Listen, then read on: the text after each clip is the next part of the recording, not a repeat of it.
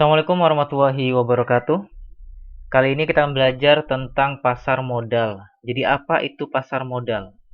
Jadi di sini saya tampilkan dua definisi dari pasar modal.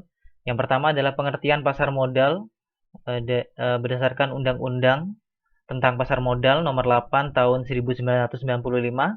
Kemudian yang kedua adalah pengertian pasar modal yang saya ambil dari website resminya Bursa Efek Indonesia. Jadi intinya dari dua pengertian ini, pasar modal itu adalah tempat bertemunya pihak yang membutuhkan dana jangka panjang atau yang kita kenal dengan perusahaan go public atau emiten dengan pihak yang membutuhkan sarana investasi atau yang kita sebut sebagai investor. Nah, jadi investor dan perusahaan go public ini bertemu dalam sebuah pasar karena si perusahaan ini butuh dana, sedangkan investor ini butuh untuk menginvestasikan uangnya. Mereka bertemu dalam sebuah pasar yang disebut dengan pasar modal. Jadi jenis pasar modal itu ada dua. Ada yang namanya pasar primer, kemudian ada yang namanya pasar sekunder. Jadi pasar primer ini adalah tempat pertama kali efek itu dijual kepada investor, atau yang biasa disebut go public atau initial public offering IPO.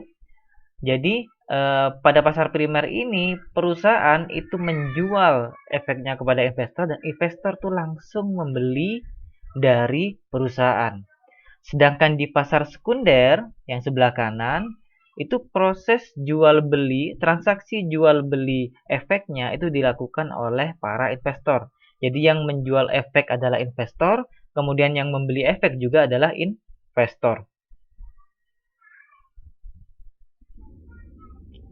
Nah, ceritanya dulu itu pasar modal itu dilakukan transaksinya dilakukan secara manual, ya. Nah, seiring berjalannya waktu, jumlah emiten, jumlah perusahaan publik itu semakin bertambah, akhirnya cara manual ini sudah tidak efektif dan tidak efisien, sehingga dibuatlah suatu sistem online terintegrasi yang namanya adalah JATS. JATS ini adalah singkatan dari Jakarta Automated Trading System. Jadi harapannya adalah ketika ada JATS, jadi diharap menunjang volume transaksi efek yang semakin hari semakin besar. Kemudian harapannya ketika diterapkan yang namanya JATS ini, informasi yang ada itu bisa tersampaikan secara cepat dan transparan dan dapat diakses oleh investor secara real time.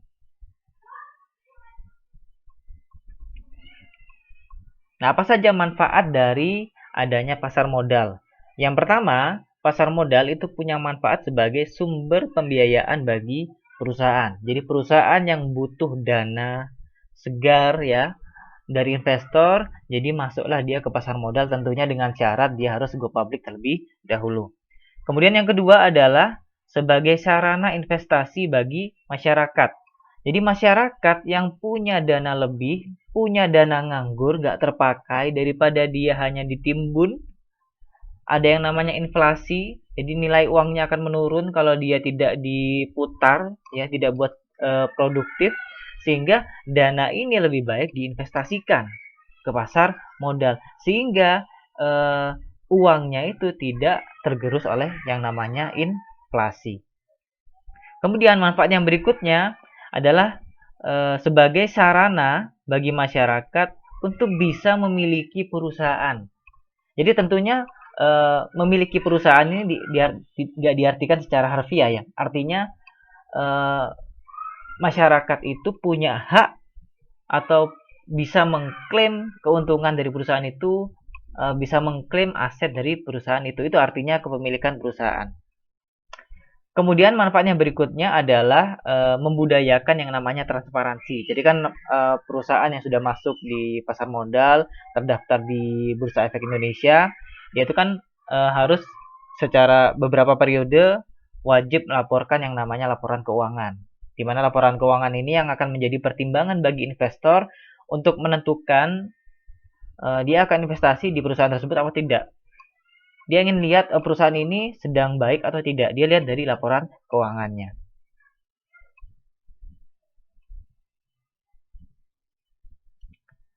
Nah, kemudian produk pasar modal itu apa saja? Kurang lebih ada 4 produk. Yang pertama adalah saham. Di saham ini adalah bukti kepemilikan seseorang atau badan, jadi bisa bisa individu, bisa badan ya, atas suatu perusahaan di mana kalau dia beli saham dia punya klaim terhadap penghasilan atau kekayaan perusahaan tersebut. Kemudian ada yang namanya obligasi. Obligasi itu sederhananya adalah surat utang, di mana nanti kita sebagai pembeli obligasi, ya, kita menyerahkan uang kepada penerbit obligasi, dan penerbit obligasi punya kewajiban setiap beberapa periode, ya, secara time series rutin, bisa jadi setiap bulan, sesuai dengan kontraknya, bisa jadi setiap 2 bulan. Nanti mereka wajib untuk membayarkan kepada pembeli obligasi pokok plus bunganya. Jadi ibaratnya kita yang memberikan utang, terus mereka mengembalikan kepada kita secara berkala. Kemudian ada yang namanya reksadana. Nah, reksadana ini instrumen investasi yang cocok buat investor yang dia itu orangnya sibuk, nggak punya waktu lebih, atau dia itu tidak punya ilmu yang cukup tentang investasi, sehingga dia nggak ngerti, ini saya harus investasi kemana, saya harus kemana, saya bukanya kemana, dan sebagainya.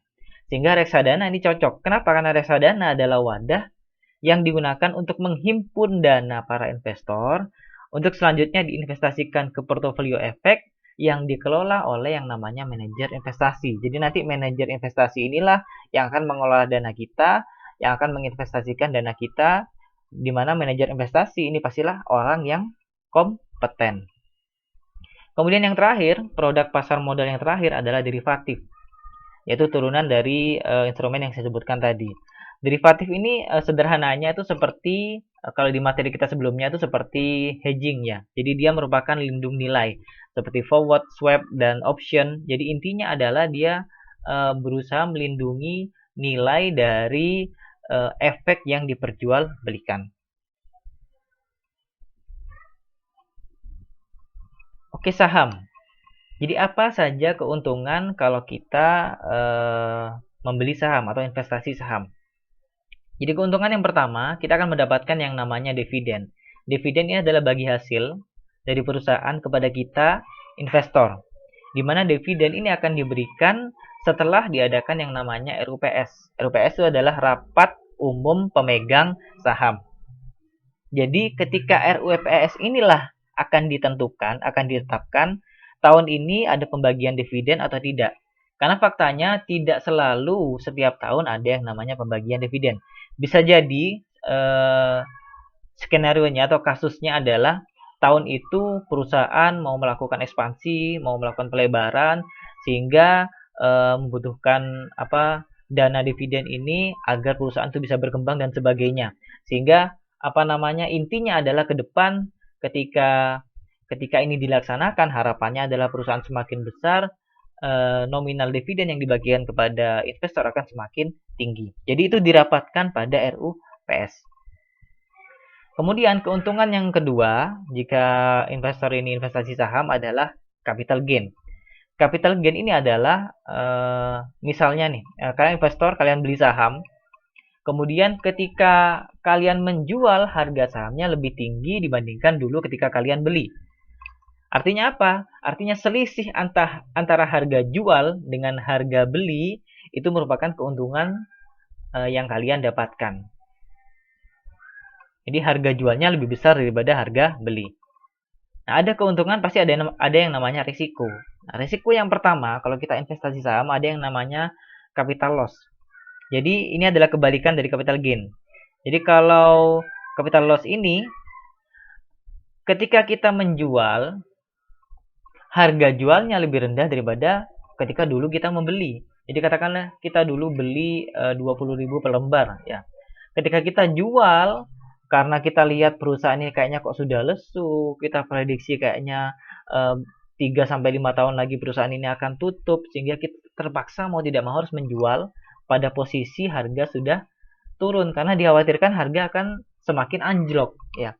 Sehingga harga jualnya itu lebih rendah daripada dulu ketika kita membeli saham tersebut. Kemudian risiko yang kedua adalah risiko likuidasi. Jadi risiko ketika perusahaan ini bangkrut, ya. Sehingga kalau perusahaannya bangkrut, otomatis yang namanya investor itu bisa jadi nanti dia bisa mendapatkan dividen terakhir, ya. Atau tidak sama sekali. Karena nanti tergantung ketika perusahaan itu sudah menjual semua asetnya, kemudian menyelesaikan semua kewajibannya, kan perusahaan punya hutang dan sebagainya. Itu diselesaikan dulu semua, baru sisanya itu dibagikan kepada investor. Kalau ada sisanya. Kalau nggak ada sisanya, berarti nggak dibagikan kepada investor.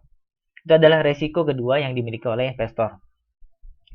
Kemudian, para investor biasanya ketika dia akan memilih saham, dia akan melihat dari dua analisis. Yang pertama adalah dia menggunakan analisis fundamental, di mana melihat kinerja keuangan perusahaan. Kan perusahaan tadi sudah saya ceritakan setiap tahun melaporkan laporan keuangan. Jadi dia lihat di sana apakah perusahaan ini dalam keadaan sehat atau tidak, atau dia menggunakan analisis teknikal.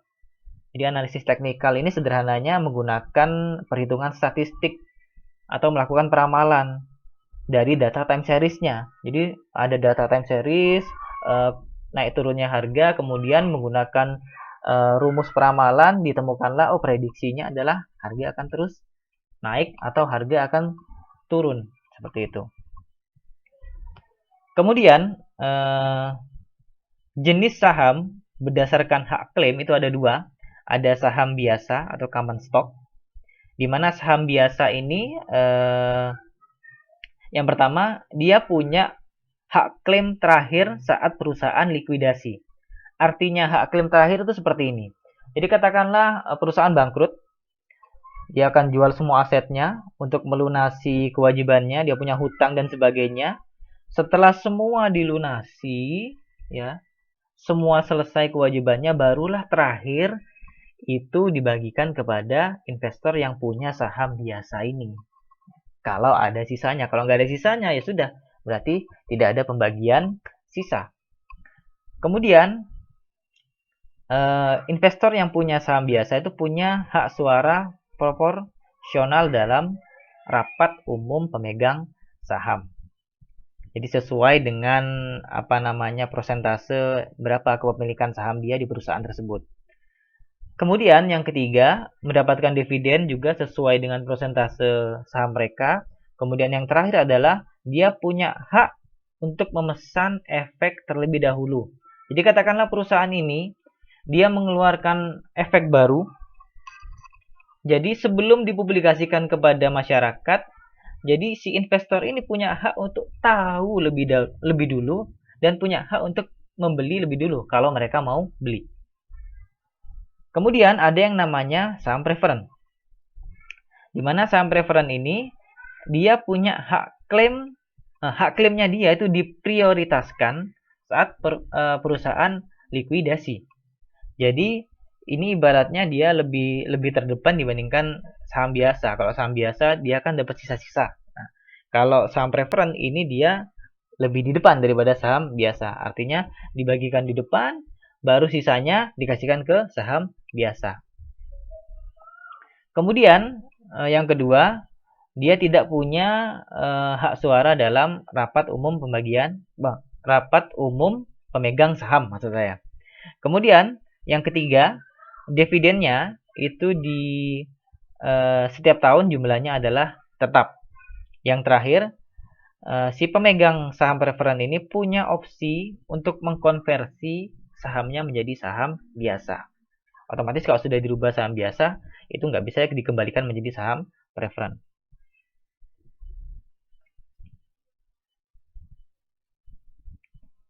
Kemudian ada yang namanya obligasi. Jadi obligasi kalau kita bedakan berdasarkan penerbitnya, ada obligasi korporasi, corporate bonds. Itu dimana yang menerbitkan adalah swasta, termasuk di dalamnya BUMN dan BUMD. Kemudian ada juga yang namanya obligasi negara, di mana yang menerbitkan adalah pemerintah. Dan produknya ada SUN dan SBSN. SUN ini adalah surat utang negara, SBSN ini adalah surat berharga syariah negara. Oke, selanjutnya, kalau kita bedakan berdasarkan jenis, ada obligasi konvensional, ada obligasi syariah atau sukuk. Obligasi konvensional berarti sesuai definisi yang di atas tadi. Jadi menjual si penerbit obligasi ini menjual surat utang. Kalau obligasi syariah itu efek syariah berupa bukti kepemilikan atas underlying aset. Keuntungan kalau kita itu membeli obligasi, ya investasi obligasi, yang pertama adalah kita akan mendapatkan kupon atau bunga atau fee atau nisbah secara periodik dari obligasi ini, ya. Pada umumnya nanti bunga yang kita dapatkan itu lebih besar dari bunga Bank Indonesia. Kemudian yang kedua, kita akan memperoleh capital gain. Jadi ceritanya kalau kita membeli obligasi di tengah jalan kita bisa jual obligasi itu. Sehingga kita nanti bisa memperoleh capital gain atas selisih dari beli dan jual itu. Ya. Kemudian yang ketiga adalah memiliki resiko yang relatif lebih rendah dibandingkan kalau kita beli saham. Kenapa? Karena kalau di saham pergerakannya itu berfluktuatif, sedangkan kalau obligasi kita bisa mendapatkan return tetap ya secara periodik sesuai dengan kontraknya. Kemudian resikonya kalau kita membeli obligasi ini adalah jadi resikonya ketika penerbit obligasi ini entah dia swasta, entah dia BUMN, entah dia BUMD, entah dia pemerintah, kalau si penerbit obligasi ini gagal bayar atau tidak bisa membayar pokok dan bunganya tepat waktu sesuai jatuh tempo. Jadi kan misalnya pembayarannya kontraknya setiap akhir bulan misalnya ya. Tapi ternyata si penerbit obligasi ini selalu telat. Nah, ini resiko dari si pembeli obligasi.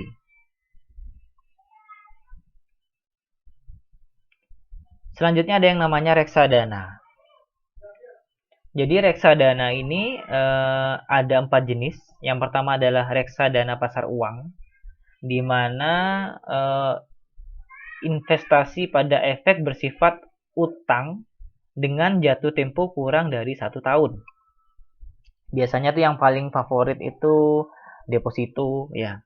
Ini kemudian ada sertifikat Bank Indonesia. Kemudian yang kedua adalah reksadana pendapatan tetap, di mana investasi minimal itu 80% dalam bentuk obligasi. Kemudian ada reksadana saham, di mana minimal 80% bentuknya adalah saham atau ekuitas. Kemudian ada reksadana campuran, di mana ini campuran, berarti dari ekuitas, obligasi, dan instrumen pasar uang. Kemudian dalam reksadana ada yang namanya unit penyertaan atau UP. Jadi unit penyertaan ini kalau kita ibaratkan di saham itu dia sama dengan lot ya. Jadi unit penyertaan sama dengan lotnya. Jadi yang menentukan berapa besar unit penyertaan yang kita punya itu berdasarkan nilai NAB-nya. NAB ini adalah N-nya ini apa sih lupa? Net aktiva bersih kalau nggak salah nih ya NAB ya. Kemudian jadi misalkan ya, ini kan cara menghitungnya UP. Jadi katakanlah dananya 5 juta, kemudian NAB-nya itu 2.500, kemudian fee-nya itu 0, berarti besar unit pernyataan yang kita punya adalah 5 juta dibagi 2.500, berarti 2.000. Jadi NAB ini ibaratnya kalau di saham tuh sama aja dengan harga sahamnya. Berapa lembar gitu ya, itu NAB-nya. Jadi nanti ini yang menentukan besarnya UP yang kita punya. Kemudian manajemen investasi itu punya kewajiban untuk mempublikasikan yang namanya fund fact sheet. Apa itu fund fact sheet? Fund fact sheet itu adalah ringkasan dari laporan produk reksadana. Ya, jadi di dalam laporan ini informasinya intinya adalah mengenai kinerja produknya, kemudian jumlah dana, kemudian portofolionya apa saja yang ada di dalamnya dan sebagainya. Sehingga investor tuh bisa menetapkan, oh saya tertarik sama produk reksadana yang ini atau yang itu. Dia melihatnya dari mana? Ya dari fun fact sheet yang saya jelaskan tadi. Kemudian kalau investor itu dia melakukan yang namanya reksadana, ada keuntungannya. Yang pertama adalah kinerja portofolio itu dikelola dan dipantau oleh manajer investasi. Jadi kalau kita punya pengetahuan yang minim tentang investasi, pasar modal, maka reksadana ini adalah pilihan yang paling tepat. Kemudian karena itu dikelola dan dipantau oleh manajer investasi, otomatis ada efisiensi waktu yang kita punya, sehingga kita bisa mengerjakan pekerjaan yang lain kalau kita punya kesibukan yang lain. Jadi misalnya kalian tuh seorang pedagang gitu ya, atau pengusaha yang sibuk, ada cabang di mana-mana, nggak sempat ngurusi investasi, sehingga kalian bisa beli yang namanya reksadana. Kemudian ada yang namanya keuntungan yang ketiga adalah diversifikasi investasi dengan dana yang terjangkau. Sehingga dengan dana yang terjangkau tadi bisa kita masukkan ke dalam beberapa efek, ya, bisa di ekuitas, bisa di utang, bisa di pasar uang. Kemudian resikonya kalau kita membeli reksadana, yang pertama adalah risiko berkurangnya nilai NAB. Ini wajar ya. Seperti di saham misalnya, risiko penurunan harga saham, contohnya seperti itu. Kemudian ada yang namanya likuiditas. Likuiditas itu terjadi katakanlah di satu waktu ada banyak investor yang melakukan penjualan secara serentak atau dalam waktu yang berdekatan, atau istilahnya itu redemption. Jadi biasanya manajer investasi ini nggak punya uang tunai yang cukup untuk menyerahkan. Kemudian ada risiko yang namanya one prestasi. One prestasi ini adalah ibaratnya ingkar janji. Kan di awal tuh ada yang namanya kontrak. Nah, salah satu pihak itu mengingkari kontrak tersebut. Itu namanya risiko one prestasi. Nah, bagaimana struktur pasar modal? Jadi pasar modal itu diawasi oleh yang namanya OJK, Otoritas Jasa Keuangan. Di mana penyelenggara efeknya atau fasilitator efeknya itu satu-satunya hanya Bursa Efek Indonesia kalau di Indonesia, ya, atau Indonesia Stock Exchange. Nah, Bursa Efek Indonesia itu punya fungsi yang pertama adalah sebagai fasilitator perdagangan efek. Kemudian dia juga penyedia sarana pendukung dan sebagai pengawas kegiatan anggota bursa. Anggota bursa ini nama lainnya adalah broker atau pialang. Jadi broker pialang tuh kalau di BI itu istilahnya adalah anggota bursa. Kemudian dia juga melakukan fungsi transparansi perusahaan tercatat. Makanya ada perusahaan-perusahaan yang tercatat di Bursa Efek Indonesia. Jadi mereka harus publikasikan itu agar itu kebutuhannya investor. Kemudian yang terakhir adalah menciptakan instrumen baru di pasar modal. Nah, dia nggak kerja sendiri. Bursa Efek Indonesia ini, Indonesia Stock Exchange, nggak kerja sendiri. Dia dibantu oleh ID Clear, atau yang dulu tuh namanya bukan ID Clear, namanya dulu itu adalah KPEI, Clearing Penjamin Efek Indonesia. Kemudian juga dibantu oleh KSEI. Ya. KSEI adalah lembaga penyimpanan dan penyelesaian, di mana fungsi utamanya adalah dia melakukan pencatatan transaksi di pasar modal. Fungsi lainnya adalah melakukan penyimpanan dana investasi. Kemudian ID Clear ini atau KPI ini tugas utamanya adalah dia kan adalah lembaga clearing dan penjaminan, sehingga fungsi utamanya adalah dia menjamin agar proses transaksi itu di pasar modal dari si investor ini beli, kemudian efeknya pindah tangan, kemudian dia mendapatkan uang. Nah, proses ini yang yang mengontrol, yang mengawasi, yang memastikan proses ini berjalan secara efisien dan efektif itu adalah ID Clear.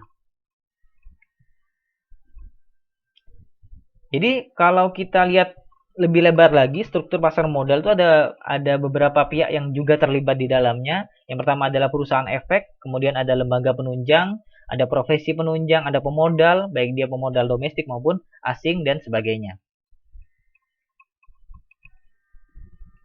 Nah, ini merupakan skema penyelesaian dari pasar modal di Bursa Efek Indonesia. Jadi kalau ada nasabah jual, otomatis dia kan harus melalui anggota bursa terlebih dahulu, ya.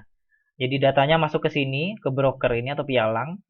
Jadi nanti dari broker ini, data tersebut ada investor yang jual, akan dikirim informasinya, dikirim ke IDX dan dikirim ke KPI dan KSI. Jadi ini gambar ini ya, saya dapatkan di websitenya Bursa Efek Indonesia.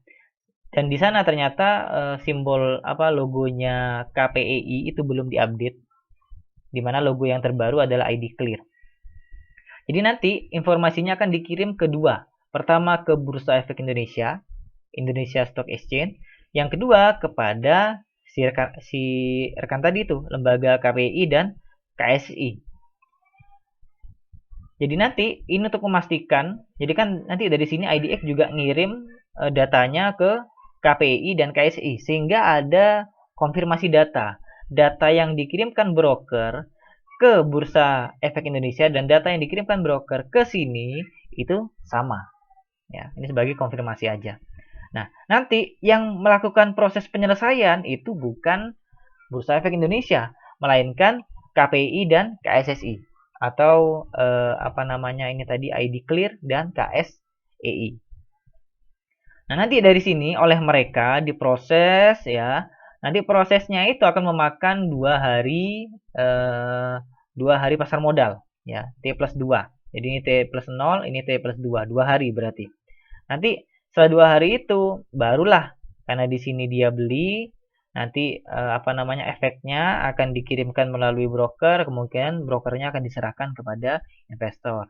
Kemudian yang ini juga sama, dananya akan dikirimkan ke brokernya, kemudian akan dikirimkan ke investor.